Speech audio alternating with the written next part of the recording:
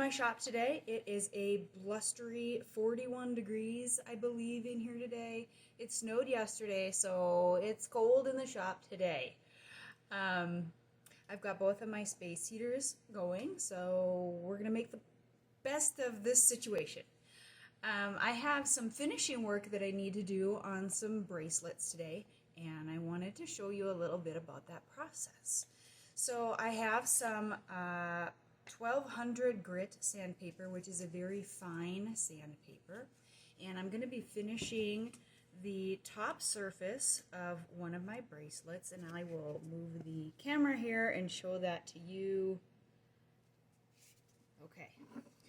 So what I do after I have acid etched the design onto the metal and I have applied my coloring to that, then what I do is I take the sandpaper, and depending on how I want to finish the piece, sometimes I'll take the sandpaper and I'll go over the top of the entire design and get the coloring removed so that you can see the copper fully through that coloring.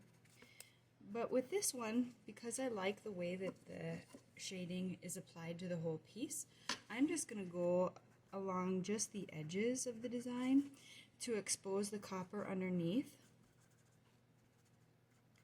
So it's just sort of barely visible. It's more of an accent than anything. But because that design is raised up out of the copper, I can go along here and just barely expose that copper metal underneath the color. I don't know if you can see that, but you can see just along the edges there, I've started to expose that copper, and I'll keep doing that so that more of it is revealed. Just gives it a little bit of pop, a little bit more, just a little bit more character, I think, than if the piece was just colored without exposing any of the copper.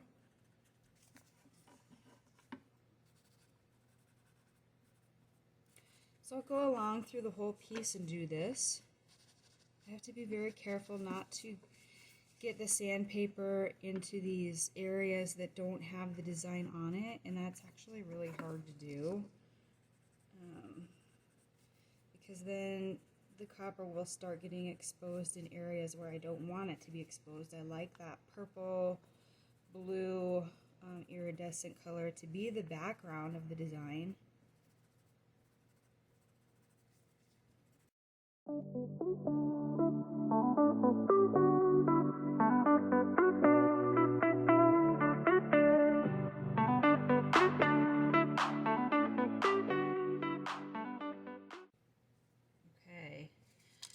hopefully you can see that copper come through. Try to get it a little closer here.